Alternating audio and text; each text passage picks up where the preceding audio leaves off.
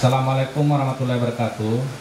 Selamat sore, salam sejahtera buat kita sekalian. Yang saya hormati seluruh awak media, terima kasih banyak saya ucapkan dalam situasi yang hujan deras saat ini. Teman-teman masih siap untuk menginformasikan kepada masyarakat tentang perkembangan COVID-19 yang ada di Provinsi Gorontalo. Yang saya hormati seluruh masyarakat Provinsi Gorontalo, pada sore hari ini kami dari gugus tugas ingin melaporkan situasi terkini COVID-19 yang ada di Provinsi Gorontalo pada hari ini, hari Jumat tanggal 3 Juli 2020 pukul 16 WITA. Sebelumnya saya ingin menginformasikan sedikit atau mengulangi informasi yang sudah pernah kami utarakan ke masyarakat, yakni tentang karantina mandiri yang dilaksanakan di rumah. Karantina mandiri ini menurut WHO adalah dapat direkomendasikan untuk individu yang diyakini telah terpapar COVID-19 tetapi tidak bergejala. Dan tujuannya untuk apa ini? Adalah menanggulangi atau memutus mata rantai daripada penyebaran COVID-19 ini dengan konsep pemberdayaan masyarakat. Provinsi Gorontalo dalam beberapa waktu ini telah mulai menganjurkan dan telah mulai menerapkan untuk karantina mandiri bagi pasien-pasien yang terkonfirmasi COVID-19 dan tidak ada gejala. Syaratnya seperti apa? Yakni jika seseorang dinyatakan positif kemudian tidak bergejala, maka bisa pasien tersebut atau keluarga tersebut untuk memilih karantina mandiri di rumah.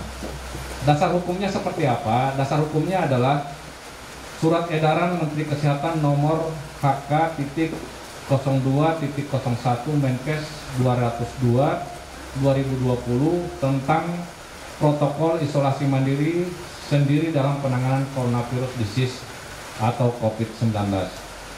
Yang kedua adalah Pedoman Pencegahan dan Pengendalian Coronavirus Disease atau COVID-19 Kementerian Kesehatan RI Revisi 4 tanggal 27 Maret 2020. Ini yang menjadi pedoman untuk bisa melaksanakan karantina mandiri yang ada di rumah masing-masing. Persyaratan sederhananya seperti apa? Yakni yang pertama, bagi pasien yang dikarantina mandiri agar tidak beraktivitas di luar rumah. Jangan sampai sudah dikarantina mandiri tetapi masih jalan kemana-mana, ini berpotensi untuk bisa menularkan penyakit COVID-19 ini. Yang kedua, kalau memang terpaksa ada anggota keluarga yang satu rumah dengan yang positif terkonfirmasi ini dan tanpa gejala ini, hendaknya menghindari kontak erat dengan orang yang tinggal serumah. Jadi kamarnya disendirikan, kemudian tidak ada kontak dengan orang yang satu rumah dengan pasien yang terkonfirmasi ini.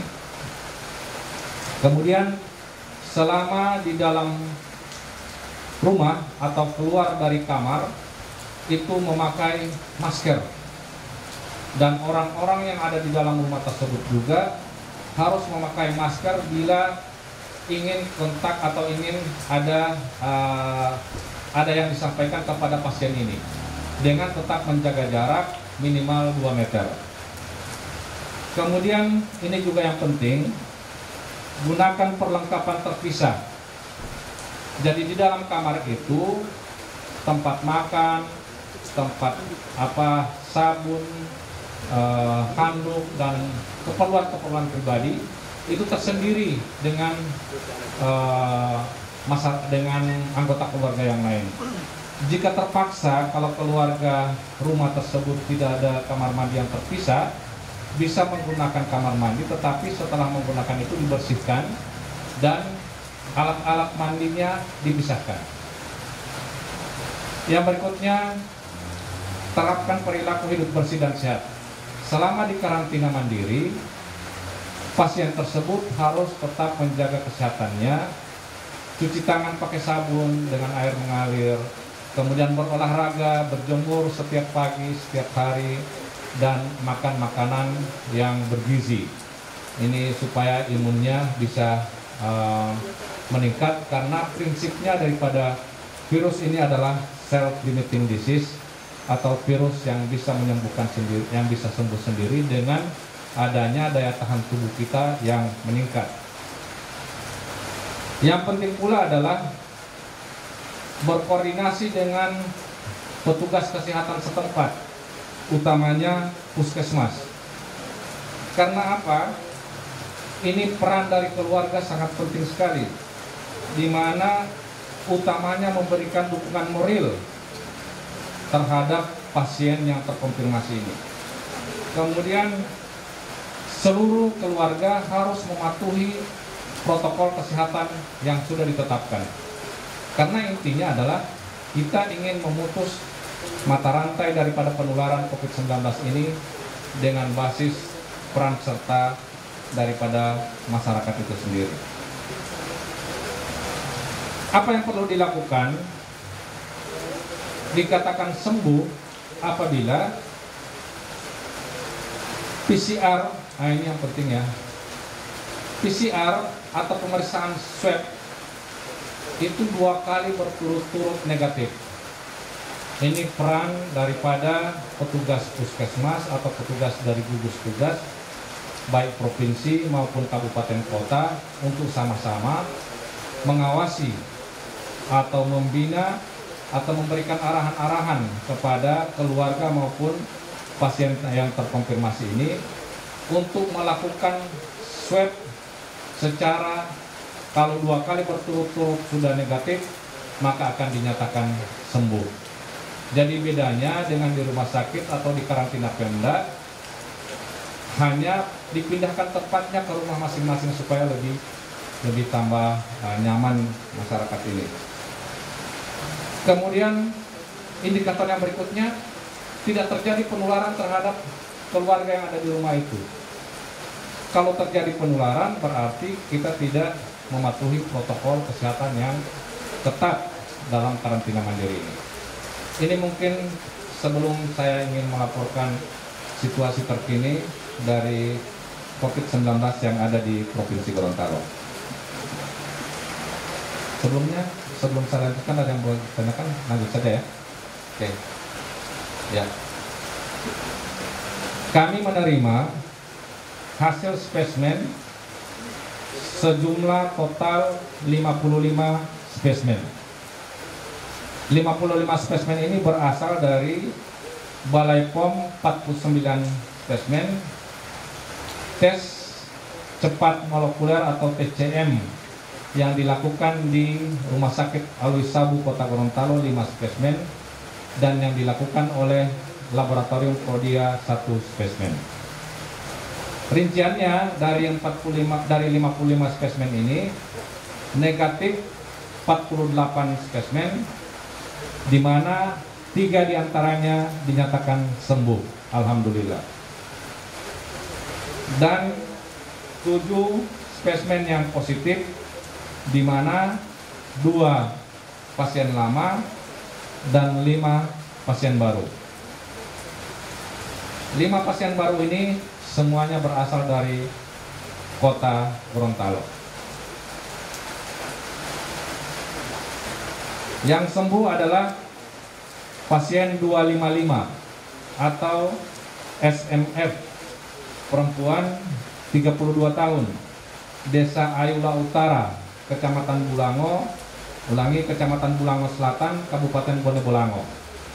Hasil swab keempat dan kelima PCR-nya negatif dan dirawat selama 12 hari. Pasien yang sembuh berikutnya adalah pasien 222, atau NRS, laki-laki 35 tahun, Kelurahan Hepulawa, Kecamatan Limboto, Kabupaten Gorontalo. Hasil swab ketiga dan keempat PCR-nya negatif, dirawat selama 12 hari. Pasien yang sembuh berikutnya adalah pasien 244 atau HWJ, laki-laki 27 tahun, Kelurahan Liluwo, Kecamatan Kota Tengah, Kota Gorontalo. Hasil swab kedua dan ketiga PCR-nya negatif, dirawat selama 8 hari. Pasien yang positif lama 2 orang, yakni pasien 241 atau MAJ, perempuan 25 tahun, Kelurahan Dulomo Selatan, Kecamatan Kota Utara, Kota Gorontalo. Swab yang kedua masih tetap PCR-nya positif. Dan pasien yang lama yang masih positif adalah pasien 247 atau RFK, laki-laki 27 tahun, Kelurahan Hutuo, Kecamatan Limboto, Kabupaten Gorontalo. Swab kedua PCR-nya masih tetap positif. 5 pasien baru adalah, yang pertama, kalau kemarin kumulatif pasien kita adalah 256, maka pada hari ini adalah pasien berikutnya adalah pasien 257, nama INN, laki-laki 28 tahun, Kelurahan Molosipat W, Kecamatan Kota Barat, Kota Gorontalo. Pasien 257 ini merupakan hasil screening dengan rapid testnya yang reaktif dan diambil swab di rumah sakit di Laboratorium Prodia dengan hasil PCR-nya positif, dan pasien ini sementara karantina mandiri di rumah.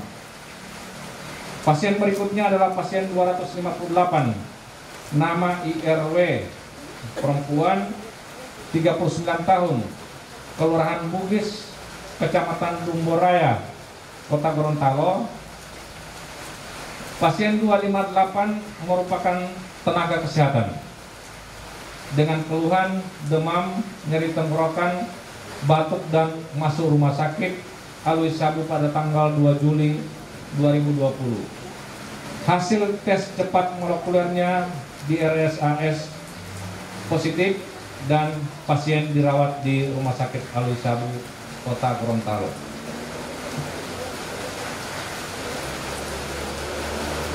Pasien yang berikutnya adalah pasien 259 atas nama ALB, laki-laki 66 tahun, Kelurahan Bugis, Kecamatan Dumboraya, Kota Gorontalo. Pasien 259 ini merupakan sudah masuk rumah sakit dan dengan keluhan sesak, batuk pada tanggal 2 Juli 2020.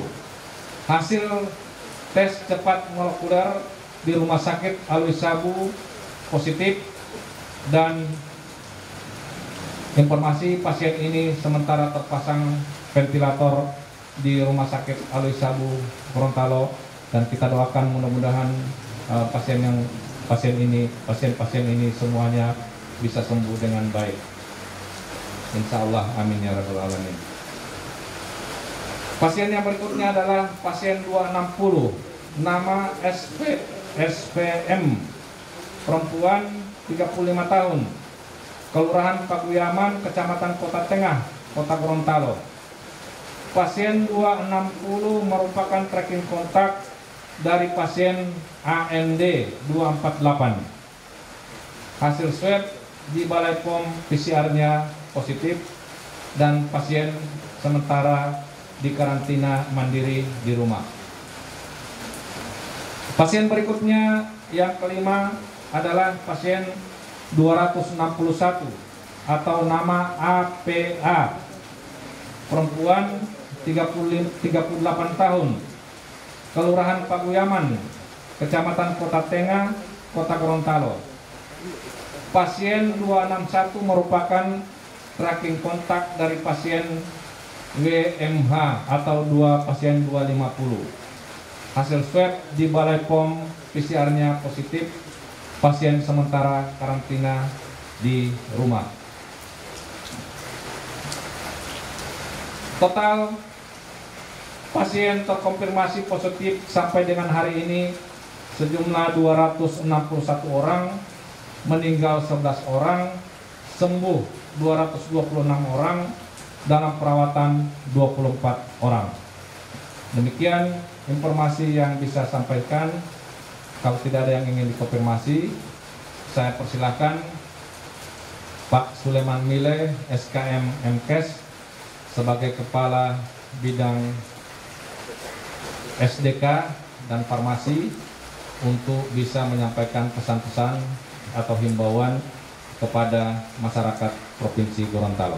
Silakan Pak Suleman. Terima kasih Dr. Trianto,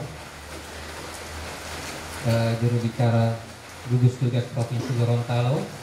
Yang saya hormati seluruh masyarakat Provinsi Gorontalo, sebagaimana yang disampaikan oleh juru bicara gugus tugas tadi, bahwa saya sebagai Kepala Bidang Sumber Daya Kesehatan dan Farmasi menyampaikan kepada seluruh masyarakat bahwa untuk logistik yang ada di Provinsi Gorontalo itu mendukung COVID-19 ini, maksudnya stoknya tersedia dalam banyak, ya, artinya cukup untuk masyarakat Provinsi Gorontalo. Adapun bantuan-bantuan yang ada itu berasal dari gugus tugas pusat, kemudian dari Balitbang, kemudian dari Kemenkes, berupa APD, kemudian rapid test, kemudian PTM dan RNA, dan untuk mendukung pemeriksaan rapid test dan swab untuk masyarakat Provinsi Gorontalo. Mungkin ini yang bisa kami sampaikan kepada masyarakat Provinsi Gorontalo, dan himbauan kami kepada masyarakat supaya tetap kita melaksanakan protokol kesehatannya berupa cuci tangan, ya, di dalam air yang mengalir dengan menggunakan sabun, kemudian menggunakan masker, kemudian jaga jarak, ya, antara pasien yang lain dengan masyarakat yang lainnya. Jadi kami harapkan kepada seluruh masyarakat Gorontalo untuk menjaga tetap jaga jarak antara yang satu dengan yang lainnya, ya. Jadi ini yang perlu kami sampaikan, dan tetap kita berdoa untuk masyarakat Gorontalo supaya COVID-19 ini akan berakhir. Amin. Mungkin ini yang dapat kami sampaikan. Terima kasih. Assalamualaikum warahmatullahi wabarakatuh.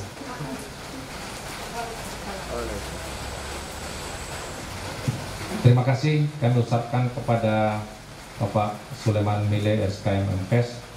Terima kasih kami ucapkan kepada translator. Bagaimana kalau Assalamualaikum warahmatullahi wabarakatuh?